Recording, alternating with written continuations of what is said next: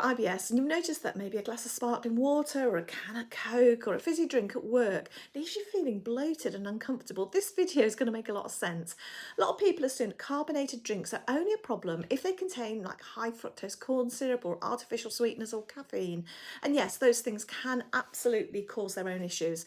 But the carbonation itself, that fizz, those bubbles, is a trigger in its own right.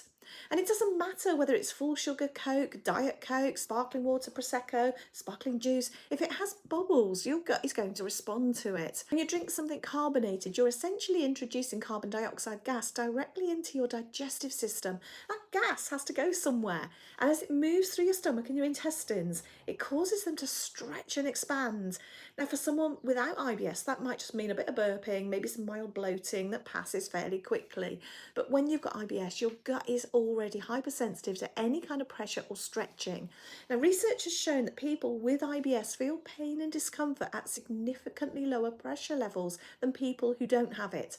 So some stretching sensation that someone else might barely notice, your gut reads as a genuine threat, and it responds with bloating and cramping and pain and urgency. And basically, the nerves in your gut are sending amplified signals to your brain. So instead of your brain receiving a message saying, there's a bit of gas, there's no big deal, it receives something much louder and your body reacts accordingly. Now, what a lot of people don't realise also is that temperature plays a role as well. Cold fizzy drinks tend to retain their carbonation for much longer, which means more gas is being released into your digestive tract over a longer period of time.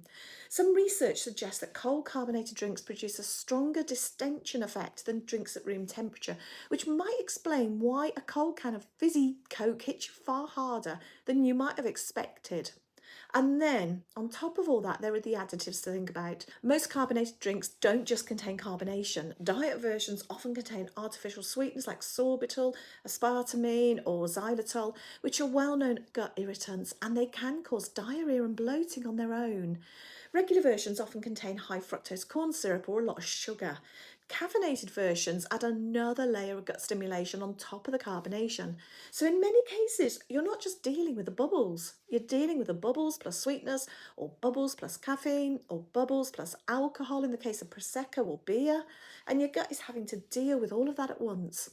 A cross-sectional study of over 4,600 people found that higher intake of carbonated drinks was significantly associated with diarrhea predominant IBS specifically. So if fizzy drinks seem to set you off and you've been writing it off as something else, it might genuinely be the bubbles themselves that are the problem and not just what else is in the can.